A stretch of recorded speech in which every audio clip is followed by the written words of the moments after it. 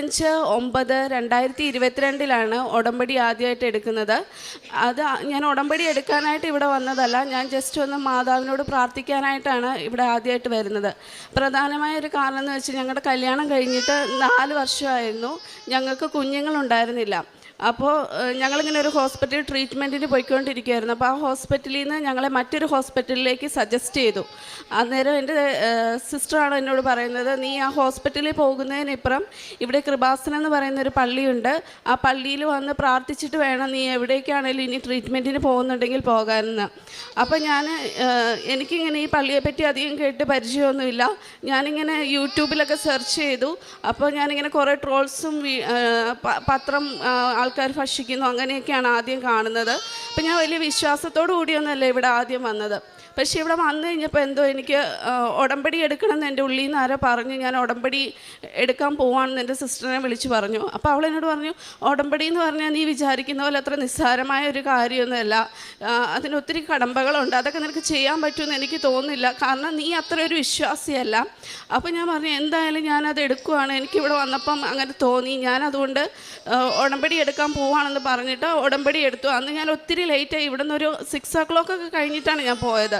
അപ്പോൾ ഫുഡൊന്നും കഴിച്ചില്ല, ഒത്തിരി സമയമെടുത്ത് ഭയങ്കര ടയേർഡായിട്ട് ഇടുക്കി വരെ ഞങ്ങൾക്ക് പോകണം. അപ്പോൾ ഒത്തിരി ലേറ്റായിട്ടാണ് ഞങ്ങൾ ഇവിടെ നിന്ന് പോയത്.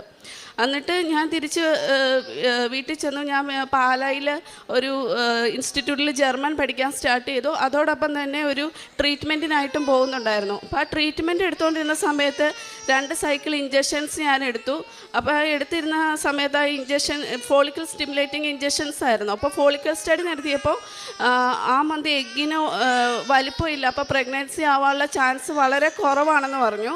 അപ്പോൾ അന്നേരം ഞാനിങ്ങനെ വളരെ വിഷമത്തോടെ ഞാനിങ്ങനെ ഓർത്ത്, മാതാവേ, ഞാനിങ്ങനെ ഉടമ്പടി എടുത്ത് ഉടമ്പടിയിലെ എല്ലാ കാര്യങ്ങളും കറക്റ്റായിട്ട് ഞാൻ പാലിക്കുന്നുണ്ട്, ഞാൻ കാരുണ്യ പ്രവൃത്തികൾ ചെയ്യുന്നുണ്ട്, രോഗികളെ സന്ദർശിക്കാൻ പോകുന്നുണ്ട്, പത്രം വിതരണം ചെയ്യുന്നുണ്ട്, എല്ലാ കാര്യങ്ങളും ചെയ്യുന്നുണ്ട്, 2 ആഴ്ച കൂടുമ്പോൾ കുമ്പസാരിക്കുന്നുണ്ട്, എല്ലാം ചെയ്യുന്നുണ്ട്. എന്നിട്ട് എന്തുകൊണ്ടാണ് ഇങ്ങനെ ഒരു പോസിറ്റീവായിട്ടുള്ള ഒരു കാര്യം കിട്ടാത്തത്? ധ്യാനമൊക്കെ കൂടുമ്പോൾ ഒരുപാട് പേര് സാക്ഷ്യം പറയുന്നതൊക്കെ ഞാനിങ്ങനെ കേൾക്കുന്നുണ്ട്, എന്നിട്ട് എന്തുകൊണ്ട് എനിക്ക് മാത്രം ഒരു പോസിറ്റീവായിട്ടുള്ള കാര്യം സംഭവിക്കാത്തതെന്ന് പറഞ്ഞിട്ട് ഭയങ്കര വിഷമിച്ചിരുന്നു. അപ്പം ഞാൻ എൻ്റെ അനീത്തിനെ വിളിച്ചിട്ട് ഇങ്ങനെ സംസാരിച്ചു. അതിപ്പോൾ എൻ്റെ ഒരു ഫ്രണ്ടിന് വേണ്ടിയിട്ട് ഞാൻ സിമിലറായിട്ട്, അവളും പ്രഗ്നൻ്റ് ആവുന്നില്ലായിരുന്നു, അവൾക്ക് വേണ്ടിയിട്ടും പ്രാർത്ഥിക്കുന്നുണ്ടായിരുന്നു. അപ്പം ഞാനിങ്ങനെ പ്രാർത്ഥിച്ച് കഴിഞ്ഞപ്പം അവളൊരു ദിവസം ഫോൺ വിളിച്ചപ്പോൾ എന്നോട് പറഞ്ഞു അവൾ പ്രഗ്നൻ്റ് ആയി, അവൾക്കിപ്പോൾ 2 months ആയി എന്ന് പറഞ്ഞു. അപ്പം ഞാൻ ഭയങ്കര ഹാപ്പിയായി. ഓക്കെ, ഞാൻ പ്രെയർ ചെയ്തിട്ട് ഒരാൾക്കെങ്കിലും, എനിക്കോ സംഭവിച്ചില്ല, ഒരാൾക്കെങ്കിലും ഒരു പോസിറ്റീവായിട്ടുള്ള കാര്യം ഉണ്ടായി. അപ്പം ഞാൻ അവളുടെ അടുത്ത് പറഞ്ഞു ഓക്കെ എന്നൊക്കെ പറഞ്ഞിരുന്നെങ്കിൽ എൻ്റെ ഉള്ളിൽ എനിക്കൊരു വിഷമം ഉണ്ടായിരുന്നു. അയ്യോ, ഞാൻ ഇത്രയും പ്രാർത്ഥിച്ചിട്ട് എനിക്കാവാതെ അവൾക്ക് ഫസ്റ്റ്, ഓക്കെ എന്നാലും കുഴപ്പമില്ല, ഞാൻ വെയിറ്റ് ചെയ്യാമെന്നൊക്കെ വിചാരിച്ചിരുന്നു. അപ്പം ഡോക്ടറും പറഞ്ഞു, നീ ഇപ്പോൾ ട്രീറ്റ്മെൻ്റ് ഒന്നും എടുക്കണ്ട, ഒരു സൈക്കിൾ വിട്ടിട്ട് വന്നാൽ മതി എന്ന് പറഞ്ഞു. ആ ട്രീറ്റ്മെൻ്റ് ഒന്നും എടുക്കാതിരുന്ന ആ മാസത്തിൽ എനിക്ക് എന്തോ, ഞാൻ ഒരു മോർണിംഗിലൊരു സ്വപ്നം പോലെ കണ്ടു, ഇങ്ങനെ മാതാവ് എൻ്റെ കയ്യിലേക്ക് ഒരു ചെറുക്കൻ കൊച്ചിനെ കൊണ്ട് തരുക. അപ്പോൾ സിൽവർ കളറിലുള്ള മാതാവാണ് വരുന്നത്. അപ്പോൾ മാതാവ് ഒരു ബ്ലൂ കളർ ടവലിൽ പൊതിഞ്ഞിട്ടാണ് ഈ ബേബീനെ എനിക്ക് കൊണ്ട് തരുന്നത്. അപ്പം ഞാൻ ഭയങ്കര സന്തോഷിച്ചു, ഓക്കെ എനിക്കൊരു കുഞ്ഞുണ്ടാവുമായിരിക്കും, അപ്പം മാതാവ് എനിക്ക് എന്തെങ്കിലും ഒരു ദർശനം തന്നായിരിക്കും എന്നൊക്കെ വിചാരിച്ചു. അപ്പം ഞാൻ പ്രഗ്നൻസി കിറ്റ് മേടിച്ചിട്ട് ടെസ്റ്റ് ചെയ്ത് നോക്കി. ടെസ്റ്റിൽ ആദ്യത്തെ ഒരു ലൈന് നെഗറ്റീവായിട്ട് തന്നെയാണ് കണ്ടത്. 2 ലൈൻ വരുമ്പോഴാണ് പോസിറ്റീവായിട്ട് കാണുക. അപ്പോൾ ഒരു ലൈൻ മാത്രമേ ഉള്ളൂ. അപ്പോൾ അത് നെഗറ്റീവ് ആണല്ലോ എന്ന് വിചാരിച്ച് ഞാൻ ഭയങ്കര വിഷമിച്ച് തിരിച്ചു പോയി. പിന്നെ പ്രത്യക്ഷീകരണ പ്രാർത്ഥനയൊക്കെ ചെല്ലിയിട്ട് പോയി കിടന്നുറങ്ങി. തിരിച്ചു വന്നു കഴിഞ്ഞപ്പം ഞാൻ ചുമ്മാ ജസ്റ്റ് ബാത്റൂമിൽ അത് ഡിസ്കാർഡ് ചെയ്യാൻ വേണ്ടി എടുത്തു കഴിഞ്ഞപ്പം അതിലൊരു ഫെയ്ഡായിട്ടുള്ള ലൈൻ കണ്ടു. അപ്പോൾ ഞാൻ ഭയങ്കര ഹാപ്പിയായി. ഓക്കെ, ഞാൻ എൻ്റെ പ്രാർത്ഥന മാതാവ് കേട്ടു, ഞാൻ പ്രഗ്നൻ്റ് ആണ്. അപ്പം ഞാൻ ഭയങ്കര സന്തോഷിച്ച് എന്നെ ട്രീറ്റ് ചെയ്യുന്ന ഡോക്ടറിനെ വിളിച്ചിട്ട് പറഞ്ഞു, എനിക്കിങ്ങനെ ഒരു ഫെയ്ഡായിട്ടുള്ള ലൈൻ കാണിച്ചു. അപ്പം ഡോക്ടറിൻ്റെ അടുത്ത് പറഞ്ഞു, അതിനുള്ള പോസിബിലിറ്റി ഇല്ല, കാരണം നിൻ്റെ എഗ്ഗിന് അന്ന് ഞാൻ ടെസ്റ്റ് ചെയ്തപ്പോൾ 10 mm മാത്രമേ വലിപ്പം ഉണ്ടായിരുന്നുള്ളൂ. 18 to 20 mm ഉണ്ടെങ്കിൽ മാത്രമേ ഒരു സ്പേം എഗ്ഗുമായിട്ട് ഫെർട്ടിലൈസ് ചെയ്യാൻ പറ്റത്തുള്ളൂ. അപ്പോൾ അതിനുള്ള ചാൻസസ് ഇല്ല സാന്ദ്ര, ചിലപ്പോൾ ആ ടെസ്റ്റിൽ എന്തെങ്കിലും എററായിരിക്കും എന്ന് പറഞ്ഞു. അപ്പം എന്നോട് പറഞ്ഞു, നിൻ്റെ പീരീഡ്സിൻ്റെ ഡേറ്റ് കഴിഞ്ഞെങ്കിൽ നീ ആ മെഡിസിൻ കഴിച്ച് പീരീഡ്സ് ആക്കാൻ നോക്കുക, എന്നിട്ട് അടുത്ത സൈക്കിൾ ഇഞ്ചക്ഷന് വേണ്ടിയിട്ട് നീ വരാൻ പറഞ്ഞു. അപ്പോൾ കുറച്ച് കഴിഞ്ഞ് കഴിഞ്ഞപ്പം ഞാൻ വിചാരിച്ചു എന്നാൽ ഒരു പ്രഗ്നൻസി ടെസ്റ്റ് വേറൊരു കമ്പനിയുടെ വാങ്ങിച്ചിട്ട് ടെസ്റ്റ് ചെയ്യാമെന്ന്. അപ്പോൾ ഞാൻ പ്രഗ്നൻസി ടെസ്റ്റ് ചെയ്ത് നോക്കി, അതും പോസിറ്റീവായിട്ട് തന്നെ വന്നു. അപ്പോൾ ഡോക്ടറിൻ്റെ അടുത്ത് നീ ഹോസ്പിറ്റലിലേക്ക് വാ, നമുക്കൊരു ഹോർമോൺ ടെസ്റ്റ് ചെയ്യാമെന്ന് പറഞ്ഞു. അങ്ങനെ BT-HCG എന്ന് പറഞ്ഞിട്ടുള്ള ഹോർമോൺ ടെസ്റ്റ് ചെയ്തു. അപ്പോൾ അത് നെഗറ്റീവ്, അത് പോസിറ്റീവായിട്ട് വന്നു. അപ്പോൾ ഡോക്ടറിൻ്റെ അടുത്ത് പറഞ്ഞു, ഓക്കെ നീ പ്രഗ്നൻ്റ് ആണ്, പക്ഷേ ഇതിപ്പോൾ ഒന്നും കൺഫേം ചെയ്യാൻ പറ്റില്ല, ഒരു 3 months നീ വെയിറ്റ് ചെയ്യണം, 3ാമത്തെ മാസത്തെ സ്കാനിങ്ങിലൂടെ മാത്രമേ നമുക്കത് മുന്നോട്ട് പോകാൻ പറ്റുമോ ഇല്ലയോ എന്നൊക്കെ അറിയാൻ പറ്റൂ എന്ന് പറഞ്ഞു. അപ്പോൾ ഞാൻ 3 മാസം വെയിറ്റ് ചെയ്തു. 3ാമത്തെ സ്കാനിൽ കുഴപ്പമൊന്നും ഉണ്ടായില്ല. അങ്ങനെ ഞാൻ ഭയങ്കര ഹാപ്പിയായി. ഉടമ്പടിയൊക്കെ കണ്ടിന്യൂ ചെയ്തുകൊണ്ടിരുന്നു, പ്രേയേഴ്സൊക്കെ കണ്ടിന്യൂ ചെയ്തുകൊണ്ടിരുന്നു. ബൈബിളൊക്കെ എല്ലാ ദിവസവും 1/2 മണിക്കൂർ വായിക്കും. അച്ഛൻ്റെ ധ്യാനമൊക്കെ എല്ലാ ചൊവ്വാഴ്ചകളിലും കേൾക്കും. ആത്മീയമായിട്ട് എനിക്ക് ഒരുപാട് വളരാൻ സാധിച്ചു. ഞാൻ ഒരിക്കലും ക്ഷമിക്കില്ല എന്ന് കരുതിയ പലരോടും ഞാൻ ക്ഷമിച്ചു. അവർക്കൊക്കെ വേണ്ടിയിട്ട് ഞാൻ പ്രാർത്ഥിക്കാനായിട്ട് തുടങ്ങി. അപ്പം ഞാൻ ഭയങ്കര ഹാപ്പിയായി. അപ്പം അങ്ങനെ മുന്നോട്ട് പോകുമ്പോഴാണ് 5ാമത്തെ മാസത്തിലെ അനോമലി സ്കാനിൽ ഞാനൊരു നേഴ്സായതുകൊണ്ട് തന്നെ സ്കാൻ ചെയ്യുമ്പോൾ അവർ പറയുന്ന ഓരോ കാര്യം ഞാൻ ശ്രദ്ധിക്കും. അപ്പോൾ ഡോക്ടർ പറയും, പ്രിൻ്റ് ചെയ്യാൻ പറയുമ്പോൾ ഇങ്ങനെ പറയുന്നുണ്ട്, കുഞ്ഞിൻ്റെ ഹാർട്ടിന് TGAയും ലെഫ്റ്റ് കിഡ്നിയിൽ ഹൈഡ്രോനെഫ്രോസിസും ഉണ്ടെന്ന്. അപ്പം ഞാനത് കേട്ടപ്പോൾ അവിടെ വെച്ച് തന്നെ ഭയങ്കരമായിട്ട് നെർവസ് ആയി, ഞാൻ കരയാൻ തുടങ്ങിയപ്പോൾ ഡോക്ടർ പറഞ്ഞു, നീ പേടിക്കൊന്നും വേണ്ട, നിൻ്റെ ഡോക്ടർ നിനക്കിത് എക്സ്പ്ലെയിൻ ചെയ്തു തരും, കുഴപ്പമൊന്നുമില്ല എന്നൊക്കെ പറഞ്ഞെങ്കിലും എനിക്കിതിനെപ്പറ്റി അറിയാവുന്നതുകൊണ്ട് ഞാൻ ഭയങ്കരമായിട്ട് വറീഡായി. അത് കഴിഞ്ഞിട്ട് ഞാൻ ഹോസ്പിറ്റലിലോട്ട് ചെന്ന് ഡോക്ടറിൻ്റെ റൂമിലോട്ട് കയറി. അപ്പോൾ ഡോക്ടർ എന്നോട് പറഞ്ഞു, ഇങ്ങനെ കുഞ്ഞിൻ്റെ കിഡ്നിക്ക് ഹാർട്ടിന് TG ആണ്, അത് ട്രാൻസ്പോസിഷൻ ഓഫ് ഗ്രേറ്റ് ആർട്ടറി എന്ന് പറഞ്ഞിട്ടുള്ള ഒരു കണ്ടീഷനാണ്. അതായത് നമ്മുടെ ആർട്ടറീസ് രണ്ടും ഓപ്പോസിറ്റായിട്ടാണ് സ്വിച്ച് ചെയ്തിരിക്കുന്നത് കുഞ്ഞിൻ്റെ. അപ്പോൾ കുഞ്ഞ് വെളിയിൽ വന്നു കഴിയുമ്പോൾ കുഞ്ഞിന് ബ്ലൂയിഷ് ഡിസ്കളറേഷൻ ഉണ്ടാവും, ഓക്സിജൻ ലഭിക്കില്ല, കുഞ്ഞ് പെട്ടെന്ന് മരിച്ചു പോകും. പിന്നെ കുഞ്ഞിൻ്റെ ലെഫ്റ്റ് കിഡ്നി എന്ന് പറയുന്നത് അതൊരു മൈൽഡായിട്ടുള്ള പ്രോബ്ലമാണ്. അത് ചിലപ്പോൾ ജനിച്ച് കുഞ്ഞ് ഒരാഴ്ചയൊക്കെ കഴിയുമ്പം അത് നോർമലായേക്കാം, കുഴപ്പമൊന്നുമില്ല എന്ന് പറഞ്ഞു. പക്ഷേ എനിക്കത് അക്സെപ്റ്റ് ചെയ്യാനായിട്ട് ഭയങ്കര പാടായിരുന്നു. അപ്പോൾ അവർ തന്നെ എനിക്കൊരു ഓപ്ഷൻ തന്നു, നിനക്ക് ഏജ് കുറവാണ്, നിനക്കിനി സമയമുണ്ട്, നീ ഇപ്പം പുറത്തേക്ക് പോകാൻ നോക്കുന്ന ഒരാളാണ്, അപ്പം നിനക്ക് വേണമെങ്കിൽ കുഞ്ഞിനെ ടെർമിനേറ്റ് ചെയ്യാം, മറ്റൊരു കുഞ്ഞിന് വേണ്ടിയിട്ട് വെയിറ്റ് ചെയ്യാം നമുക്ക്. അപ്പം ഞാൻ പറഞ്ഞു, ഇല്ല, എങ്ങനെയായതൊരവസ്ഥയിലാണെങ്കിലും ഈ കുഞ്ഞിനെ സ്വീകരിക്കാൻ ഞാൻ തയ്യാറാണെന്ന് ഞാൻ പറഞ്ഞു. അപ്പോൾ അവർ പറഞ്ഞു, കൂടുതൽ ടെസ്റ്റുകൾ, അതായത് എന്തെങ്കിലും ക്രോമസോമൽ അബ്നോർമാലിറ്റീസ് ഉണ്ടോ എന്ന് അറിയാൻ വേണ്ടിയിട്ട് ഫ്ലൂയിഡ് സിന്തസിസ് ഒക്കെ ചെയ്ത് നോക്കണം. അപ്പം ഞാൻ പറഞ്ഞു, ഒന്നും ചെയ്യേണ്ട, എങ്ങനെയാണെങ്കിലും അങ്ങനെ അക്സെപ്റ്റ് ചെയ്യാൻ ഞാൻ റെഡിയാണെന്ന് പറഞ്ഞു. അങ്ങനെ അവർ ഞങ്ങളെ അമൃത ഹോസ്പിറ്റലിലേക്ക് റെഫർ ചെയ്തു. അവിടെ ഡോക്ടർ ബാലു വൈദ്യനാഥിൻ്റെ അണ്ടറിൽ ഞങ്ങൾ ട്രീറ്റ്മെൻറ്റിന് വേണ്ടിയിട്ട് പോയി. അപ്പോൾ ഞാൻ അവിടെ ഡെലിവറിക്ക് വേണ്ടിയിട്ട് അഡ്മിറ്റ് ആയ സമയത്ത് എനിക്ക് ഡെങ്കു പോസിറ്റീവായി. അങ്ങനെ എൻ്റെ പ്ലേറ്റ്ലെറ്റ് കൗണ്ട് താന്നു. എമർജൻസി സർജറിക്ക് എന്നെ എടുത്തു. ഞാൻ കണ്ടു തുറക്കുമ്പോൾ കുഞ്ഞിനെ ജസ്റ്റ് ഞാനൊന്ന് കണ്ടു. അപ്പോൾ തന്നെ അവനെ വെൻറ്റിലേറ്ററിലേക്ക് മാറ്റി ഇമ്മീഡിയറ്റ് സർജറിക്ക് എടുത്തു. ജനിച്ച അന്ന് തന്നെ അവൻ്റെ ഫസ്റ്റ് സർജറി ചെയ്തു. അത് കഴിഞ്ഞ് അവനൊരു 20 ഡേയ്സോളം വെൻറ്റിലേറ്ററിലായിരുന്നു. അപ്പം എന്നെ തിരിച്ച് ഒബ്സർവേഷനിൽ നിന്ന് റൂമിലേക്ക് ഷിഫ്റ്റ് ചെയ്തു. പക്ഷേ എനിക്ക് കുഞ്ഞിനെ കാണണമെന്ന് വാശി പിടിച്ചപ്പോൾ അവരെന്നെ വീൽ ചെയറിൽ NICUയിൽ കൊണ്ടുപോയി. അപ്പം NIC ചെന്ന് അവനെ കണ്ടപ്പോൾ എനിക്കത് സഹിക്കാൻ പറ്റുന്നതിൽ അപ്പുറമായിരുന്നു. അപ്പം ഞാൻ ഒരു സിസ്റ്റർ ഉണ്ടായിരുന്നു. അപ്പോൾ ആ സിസ്റ്റർ എന്നെ ഒത്തിരി ആശ്വസിപ്പിച്ചെങ്കിലും എനിക്ക് അവനെ കണ്ടിട്ട് എൻ്റെ കൺട്രോൾ പോയി. അപ്പം ഞാൻ സിസ്റ്ററിൻ്റെ അടുത്ത് പറഞ്ഞു, സിസ്റ്റർ എങ്ങനെയുണ്ട്? അപ്പോൾ ആ സിസ്റ്റർ എനിക്ക് കാണുമ്പോൾ അറിയാം അവൻ്റെ കണ്ടീഷൻ, ഞാൻ മെഡിക്കൽ ഫീൽഡിൽ വർക്ക് ചെയ്യുന്ന ഒരാളാണ്. അപ്പോൾ ആ സിസ്റ്റർ പറഞ്ഞു, ലങ് പ്രഷറൊക്കെ വളരെ കൂടുതലാണ്, ക്രിട്ടിക്കൽ സ്റ്റേജ് തന്നെയാണ്, ഇപ്പോഴും അവൻ റിക്കവർ ആവുമോ ഇല്ലയോ ഒന്നും നമുക്ക് പറയാൻ പറ്റില്ല, കൂടുതൽ ഇഞ്ചക്ഷൻസ് അവന് കൊടുക്കുന്നുണ്ട്, അതിനൊക്കെ അവൻ പോസിറ്റീവായിട്ട് റെസ്പോണ്ട് ചെയ്യുകയാണെങ്കിൽ ചിലപ്പോൾ അവൻ തിരിച്ചു വന്നേക്കും, അങ്ങനെ പറഞ്ഞു. പിന്നീട് ഒരു സർജറിയും കൂടെ അവന് ആവശ്യമുണ്ട്, സ്വിച്ച് സർജറി. അപ്പം അതൊരു മേജർ സർജറിയാണ്, ഏകദേശം 8 മണിക്കൂറോളം നീണ്ടു നിൽക്കുന്ന ഒരു വലിയ സർജറി. അപ്പം അത് നടത്തണമെന്നുണ്ടെങ്കിൽ ആദ്യം അവൻ റിക്കവർ ആവണം, അവൻ ഹെൽത്തി ആവണം, എങ്കിൽ മാത്രമേ നമുക്ക് ആ ഒരു സർജറിയിലേക്ക് പോകാൻ പറ്റൂ.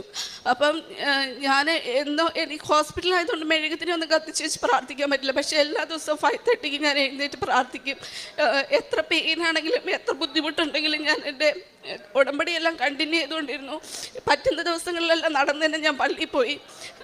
എൻ്റെ സ്റ്റിച്ചസൊക്കെ ഓപ്പണായി, അതിൽ നിന്ന് പസ്സൊക്കെ വന്നു, അതൊന്നും ഞാൻ മൈൻഡ് ചെയ്തേ ഇല്ല ആ സമയത്ത്. എന്നിട്ട് ആ സർജറിയുടെ ഡേയിൽ ഹോൾ ഡേ ഒരു ഫുഡ് പോലും കഴിക്കാതെ ഞാൻ ആ വെളിയിൽ തന്നെ വെയിറ്റ് ചെയ്തിരിക്കുമായിരുന്നു. ബ്രസ്റ്റ് ഫീഡ് ചെയ്യാത്തതുകൊണ്ട് ബ്രസ്റ്റൊക്കെ എൻകോറേജ് ആയിട്ട് ഒരുപാട് ഇൻഫെക്ഷനൊക്കെ ഉണ്ടായി. അതൊന്നും എന്നേരം എൻ്റെ മനസ്സിലുണ്ടായിരുന്നില്ല. ഞാൻ തന്നെ വേറൊരു വേൾഡിലായിരുന്നു അപ്പോൾ നടന്നുകൊണ്ടിരുന്നത്. എന്തൊരു ജീവിതത്തിൽ സംഭവിച്ചുകൊണ്ടിരിക്കുന്നതെന്ന് എനിക്ക് അപ്പം അറിയില്ല. പണ്ടത്തെ ഒരു ഞാൻ പണ്ടേ തളർന്നു പോയെന്ന് എനിക്കറിയില്ല. ആ സമയത്തൊക്കെ എൻ്റെ ഫാമിലി, ചേട്ടായിയുടെ ഫാമിലി എല്ലാം വളരെ സപ്പോർട്ടീവായിട്ട് എൻ്റെ കൂടെ തന്നെ ഉണ്ടായിരുന്നു. അത് പിന്നെ ഞങ്ങളെല്ലാവരും ഭയങ്കര വിശ്വാസികളാണ്, എല്ലാവരും പ്രാർത്ഥിക്കുന്നവരാണ്. അതുകൊണ്ട് ഞങ്ങൾക്ക് ഒരു വിശ്വാസം ഉണ്ടായിരുന്നു അവന് ഞങ്ങൾക്ക് തിരിച്ചു കിട്ടും, മാതാവ് തന്നതാണ്. അപ്പം മാതാവ് ഒരു കുഴപ്പം കൂടാതെ തിരിച്ചു തരുമെന്ന് എനിക്ക് ഉറപ്പുണ്ടായിരുന്നു. അപ്പം അങ്ങനെ ഒരു കുഴപ്പം കൂടാതെ അവൻ എനിക്ക് തിരിച്ചു കിട്ടി. പക്ഷേ ഇതെല്ലാം കഴിഞ്ഞ് ഞങ്ങൾ ഹോസ്പിറ്റലെല്ലാം കഴിഞ്ഞ് ഡിസ്ചാർജായി. ഹോസ്പിറ്റലിൽ നിന്ന് പോകുമ്പോഴും അവൻ്റെ 2 വൂണ്ട് ഓപ്പൺ ആയിരുന്നു. ആ വൂണ്ടൊക്കെ ഞാൻ തന്നെയാണ് എല്ലാ ദിവസവും ഡ്രസ്സിങ് ചെയ്യുന്നതൊക്കെ. ഇതെല്ലാം കഴിഞ്ഞിട്ട് അവൻ്റെ കിഡ്നിയുടെ സ്കാൻ ചെയ്തപ്പോൾ കിഡ്നിയുടെ സൈസ് വല്ലാതെ അങ്ങോട്ട് എൻലാർജ് ആയിട്ട് ലെഫ്റ്റ് കിഡ്നിയുടെ ഫങ്ഷൻ കുറഞ്ഞു. അപ്പം കിഡ്നിയുടെ ഒരു പാർഷ്യലായിട്ടെങ്കിലും റിമൂവ് ചെയ്യേണ്ടി വരുമെന്ന് ഡോക്ടറിൻ്റെ അടുത്ത് പറഞ്ഞു. അപ്പോൾ ഞാൻ ഡോക്ടറുടെ അടുത്ത് പറഞ്ഞു, എന്തുകൊണ്ടാണ് ഇങ്ങനെയൊക്കെ സംഭവിക്കുന്നത്? നിങ്ങൾ നേരത്തെ നോക്കിയതല്ലേ, എന്തുകൊണ്ടാണ് ഇങ്ങനെയൊക്കെ പറയുന്നത്? എപ്പോഴും മാറ്റി പറയുന്നത്.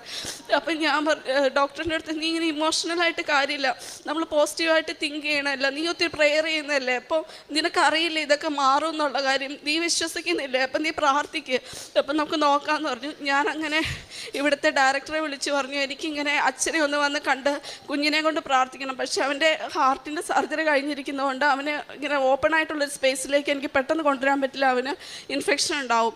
അപ്പം ഞാൻ അങ്ങനെ ഡയറക്ടർ ചേട്ടനെ വിളിച്ച് പറഞ്ഞപ്പോൾ ചേട്ടനാണെങ്കിൽ അതിന് വേണ്ട സജ്ജീകരണമൊക്കെ എനിക്ക് ചെയ്തു തന്നു. ഞങ്ങളിവിടെ വന്ന് അച്ഛനെ കണ്ടു. അച്ഛൻ അവനെ തൈലം പൂശി പ്രാർത്ഥിച്ചു. അങ്ങനെ ഞങ്ങൾ തിരിച്ചു പോയി 2ാമത്തെ സ്കാൻ ചെയ്ത് കഴിഞ്ഞപ്പം ആ സ്കാനിങ്ങിൽ അവൻ്റെ കിഡ്നിയുടെ ഫങ്ഷൻ 60% മുകളിലുണ്ടായിരുന്നു. അപ്പോൾ ആ കിഡ്നി പാർഷ്യലി റിമൂവ് ചെയ്യേണ്ട ആവശ്യമില്ല, ചെറിയൊരു ബ്ലോക്കേ ഉള്ളൂ അതിന്. അത് ചെറിയൊരു സർജറിയിലൂടെ മാത്രം സർജറി ചെയ്ത് നമുക്ക് അത് റിക്കവർ ചെയ്തെടുക്കാൻ പറ്റുമെന്ന് പറഞ്ഞു. അങ്ങനെ ഒരു ചെറിയ സർജറിയിലൂടെ ആ പ്രോബ്ലം റിമൂവ് ചെയ്തു. ഇപ്പോൾ അവൻ ഹെൽത്തി ആയിട്ടിരിക്കുന്നു. ഇന്ന് അവന് ഒക്ടോബർ 31 അവന് 1 വയസ്സായി. ഇപ്പോൾ ഒരു കുഴപ്പമില്ല, നല്ല ഹാപ്പി ആയിട്ടിരിക്കുന്നു. ഇതെല്ലാം കഴിഞ്ഞ് എൻ്റെ പ്രശ്നങ്ങളെല്ലാം തീർന്നല്ലോ. ഇനി എൻ്റെ കരിയർ എനിക്ക് മുന്നോട്ട് കൊണ്ടുപോകണം. അപ്പം ഞാൻ ജർമ്മൻ്റെ എക്സാമൊക്കെ എഴുതിയിട്ടിരിക്കുന്ന സമയമായിരുന്നു. അപ്പോൾ പ്രോസസ്സിംഗ് ഒക്കെ ചെയ്തുകൊണ്ടിരുന്ന സമയത്താണ് എൻ്റെ കുഞ്ഞിന് ഇങ്ങനെ ഒരു പ്രശ്നം വന്നത്. അപ്പം ഞാൻ പിന്നെ അതെല്ലാം റീസ്റ്റാർട്ട് ചെയ്തിരിക്കുന്ന സമയത്താണ് എൻ്റെ ഹസ്ബൻഡിന് വർഷങ്ങൾക്ക് മുന്നേ ഡോറിനിടയിൽ വിരൽ പോയതാണ്. അപ്പോൾ ഒരു നെയിലിനൊരു ഡിസ്കളറേഷൻ ഉണ്ടായിരുന്നു. അപ്പോൾ ഞങ്ങൾ വിചാരിച്ചു അത് ആ ഡോറിനിടയിൽ പോയിട്ട് ഉണ്ടായൊരു സംഭവമായിരിക്കും എന്ന് വിചാരിച്ചിരുന്നു. പക്ഷെ അത് പെട്ടെന്ന് ഇൻഫെക്റ്റഡ് ആയി. അപ്പോൾ ഞങ്ങൾ അടുത്തുള്ളൊരു ഹോസ്പിറ്റലിൽ പോയി. ഞങ്ങൾ വിചാരിച്ചു ജസ്റ്റ് ഒരു നെയിൽ റിമൂവ് ചെയ്യുമായിരിക്കും, അങ്ങനെ വിചാരിച്ചിരുന്നു. നെയിൽ റിമൂവ് ഒക്കെ കഴിഞ്ഞ് അവരത് ബയോപ്സിക്ക് അയച്ചപ്പോൾ ഞങ്ങൾ ഒരിക്കലും എക്സ്പെക്റ്റ് ചെയ്യാത്തൊരു റിപ്പോർട്ട് അതിൽ വന്നു. മാലിഗ്നൻ്റ് മെലനോമ എന്ന് പറഞ്ഞിട്ടുള്ള ക്ലാർക്ക് ലെവൽ 3 സ്റ്റേജിലുള്ള ക്യാൻസർ ആയിരുന്നു. അപ്പോൾ ഞാൻ പിന്നെ ഇനി മുന്നോട്ട് എനിക്ക് എന്ത് ചെയ്യണമെന്നറിയില്ല. ഞാനവിടെ സ്റ്റക്കായി, എൻ്റെ പ്രോസസ്സിങ്ങൊക്കെ അവിടെ സ്റ്റക്കായി. ഇനി ഞാൻ എങ്ങോട്ട് പോകണം, എവിടെ സ്റ്റാർട്ട് ചെയ്യണം, ഇതൊന്നും എനിക്കറിയത്തില്ല. അപ്പോൾ പിന്നെ ഞാൻ മാതാവിനെ വിളിച്ചു. ഞാനിവിടെ വന്ന് എൻ്റെ ഉടമ്പടി പുതുക്കി കഴിഞ്ഞപ്പോൾ ഞാനിങ്ങനെ മുകളിലിരുന്ന് പറഞ്ഞു, ഇതിനെനിക്കൊരു പോസിറ്റീവായിട്ടുള്ള റിസൾട്ടാണ് തരുന്നെങ്കിൽ മാതാവ് ഈ പ്രദക്ഷിണം പോകുമ്പോൾ നീ എൻ്റെ കൂടെ വന്നേക്കണം, ഈ മാതാവിനെ എനിക്ക് തന്നെ കൊണ്ടുപോകാനുള്ളൊരു അവസരം കിട്ടണമെന്ന് പറഞ്ഞു. അങ്ങനെ ഈ പ്രദക്ഷിണം പോയപ്പോൾ ആ മാതാവ് വേറെ ചേച്ചിയുടെ കയ്യിലായിരുന്നു ഇരുന്നത്. സഡൻലി ആ ചേച്ചി മാറി എൻ്റെ കയ്യിലേക്ക് ആ മാതാവ് വന്നു. അപ്പോൾ എനിക്ക് വിശ്വാസമായി ഇത് ഉറപ്പായിട്ടും ഒരു നെഗറ്റീവായിട്ട് ഇനി വരുന്ന റിസൾട്ട് നെഗറ്റീവായിരിക്കും, പുള്ളിക്കാരന് കുഴപ്പമൊന്നും വരത്തില്ല, അങ്ങനെ ഒരു വിശ്വാസം എൻ്റെ മനസ്സിലുണ്ടായി. അങ്ങനെ ഞാൻ പിന്നെയും ഹോസ്പിറ്റലിലേക്ക് പോയി. അപ്പം പുള്ളിക്കാരൻ്റെ ഈ മിഡിൽ ഫിംഗറിൻ്റെ ഹാഫ് റിമൂവ് ചെയ്തിട്ട് അത് അവർ ബയോപ്സിക്ക് അയച്ചു. ആ ബയോപ്സിയുടെ റിപ്പോർട്ടിൽ പിന്നീട് ക്യാൻസറിൻ്റെ ഒരു സെൽസും ഉണ്ടായിരുന്നില്ല. അതിനുശേഷം പെറ്റ് സ്കാൻ ചെയ്തു. അവർ പറഞ്ഞു ഇത്രയും വർഷമായതായതുകൊണ്ട് ഇത് ശരീരത്തിൻ്റെ വേറെ ഏതെങ്കിലും ഒരു ഭാഗത്ത് ഫോം ചെയ്യാനുള്ള ചാൻസസ് വളരെ കൂടുതലാണ്. അപ്പം നമുക്കൊരു പെറ്റ് സ്കാനും കൂടെ ചെയ്ത് നോക്കണം എന്ന് പറഞ്ഞു. അപ്പോൾ അവരിങ്ങനെ പെറ്റ് സ്കാൻ ചെയ്തു. പെറ്റ് സ്കാനിൻ്റെ റിസൾട്ടും നെഗറ്റീവായിട്ട് വന്നു. അപ്പോൾ ഞങ്ങൾ ഭയങ്കര സന്തോഷമായി. മാതാവ് ഇടപെടുന്നുണ്ട് ഞങ്ങളുടെ ജീവിതത്തിൽ. ഞങ്ങൾക്ക് ഒത്തിരി ബുദ്ധിമുട്ടുകളും കഷ്ടപ്പാടുകളും ഒക്കെ തരുന്നുണ്ടെങ്കിലും എന്തെങ്കിലും ഒരു പ്രശ്നം വന്നാൽ മാതാവ് ഞങ്ങളുടെ കൂടെ തന്നെയുണ്ടെന്നുള്ളത് ഞങ്ങൾക്ക് ബോധ്യമായി. കാരുണ്യപ്രവൃത്തികളായിട്ട് ഞങ്ങൾ ഒരുപാട് രോഗികളെ ആശുപത്രിയിൽ ഗവൺമെൻറ് ഹോസ്പിറ്റലുകളിലൊക്കെ പോയി സന്ദർശിക്കും. പിന്നെ എല്ലാ മാസവും ഒരു ചെറിയ എമൗണ്ട് ഏതെങ്കിലും കുഞ്ഞിൻ്റെ സർജറിക്കായിട്ട് ഞങ്ങൾ മാറ്റി വയ്ക്കാറുണ്ട്. പിന്നെ ഓൾഡ് ഏജ് ഹോമുകളിലൊക്കെ വിസിറ്റ് ചെയ്യാറുണ്ട്. അവിടേക്ക് ഭക്ഷണം, വസ്ത്രം, ഇങ്ങനെയുള്ള സാധനങ്ങളൊക്കെ ഞങ്ങൾ മേടിച്ചു കൊടുക്കാറുണ്ട്. പക്ഷെ ഞങ്ങൾ ചെയ്യുന്ന കാര്യങ്ങൾ ഞങ്ങൾ മറ്റുള്ളവരോട് പറയാൻ ഞങ്ങൾ ആഗ്രഹിക്കുന്നില്ല. അത് ഞങ്ങൾ മറ്റൊന്നും കൊണ്ടല്ല, നമ്മളുടെ വലത് കൈ ചെയ്യുന്നത് ഇടത് കൈ അറിയരുതെന്നല്ല. അപ്പം നമ്മൾ മറ്റുള്ളവരെ അപമാനിക്കാൻ വേണ്ടിയിട്ടല്ല ആവരുതല്ലോ നമ്മൾ ചെയ്യുന്ന പ്രവർത്തികളൊന്നും. അപ്പം ഞങ്ങൾ അതുകൊണ്ട് അത് ആരോടും പറഞ്ഞിട്ടില്ല. ഞങ്ങൾ ഇന്ന കാര്യങ്ങൾ ഇപ്പം ഇങ്ങനെ കാരുണ്യപ്രവർത്തികൾ ഇവിടെ പറയണമെന്ന് പറഞ്ഞുകൊണ്ട് മാത്രമാണെന്ന് പറഞ്ഞത്. പിന്നെ പത്രം ഞങ്ങൾ ഇവിടുന്ന് പോകുമ്പം 3-4 കെട്ട് പത്രം വാങ്ങിച്ചുകൊണ്ട് പോയിട്ട് ബസ് സ്റ്റാൻഡിലും കടകളിലും എല്ലാം കയറി കൊടുക്കാറുണ്ട്. ചിലരൊക്കെ വാങ്ങിക്കും, ചിലരൊക്കെ നമ്മളെ കളിയാക്കി സംസാരിക്കുകയൊക്കെ ചെയ്യും. പക്ഷേ ഞാൻ വിചാരിക്കും, മാതാവിന് വേണ്ടിയിട്ടാണല്ലോ ഞാൻ ഈ പ്രേക്ഷിത പ്രവർത്തനം ചെയ്യുന്നത്. എനിക്ക് വേണ്ടി ഇത്രയൊക്കെ ചെയ്ത മാതാവിന് വേണ്ടിയിട്ട് ഒരു ചെറിയ അപമാനം സഹിക്കുന്നതിൽ എനിക്ക് ഒരു ബുദ്ധിമുട്ടും ഇല്ലയെന്ന് ഞാൻ വിചാരിക്കുന്നു. അതുകൊണ്ട് ഞാൻ ആ കാര്യങ്ങളെല്ലാം കറക്റ്റായിട്ട് തന്നെ ചെയ്തു പോകുന്നുണ്ടായിരുന്നു. എൻ്റെ ആത്മീയമായ രീതിയിൽ ഒരുപാട് വളരാനായിട്ട് ഈ ഒരു ഉടമ്പടി എന്നെ സഹായിച്ചു. അതുകൂടാതെ എൻ്റെ ഭർത്താവിനാണെങ്കിലും വിശ്വാസമൊക്കെ വർദ്ധിച്ചു. അദ്ദേഹവും നന്നായിട്ട് ഒരുപാട് വിശ്വസിക്കുന്നവരോ പ്രാർത്ഥിക്കുന്ന ഒരാളൊന്നുമല്ല. എങ്കിലും മാതാവിൻ്റെ കാര്യമൊക്കെ പറയുമ്പോൾ ഇപ്പോൾ വന്നിരുന്ന സാക്ഷിയൊക്കെ കേൾക്കാൻ പറഞ്ഞാൽ സാക്ഷിയൊക്കെ കേൾക്കുകയും എൻ്റെ കൂടെ പ്രെയർ ചെല്ലുകയും പത്രം കൊടുക്കാൻ വരികയൊക്കെ ചെയ്യുമായിരുന്നു. അപ്പം പിന്നെ എൻ്റെ ഈ കാരണങ്ങളൊക്കെ കാരണം എൻ്റെ ഭർത്താവിന് ജോലിക്ക് പോകാൻ പറ്റുന്നില്ലായിരുന്നു കുറേ കാലങ്ങളായിട്ട്. അപ്പോൾ ഇപ്പം മാതാവ് നല്ലൊരു ജോലി തന്ന് അനുഗ്രഹിച്ചു.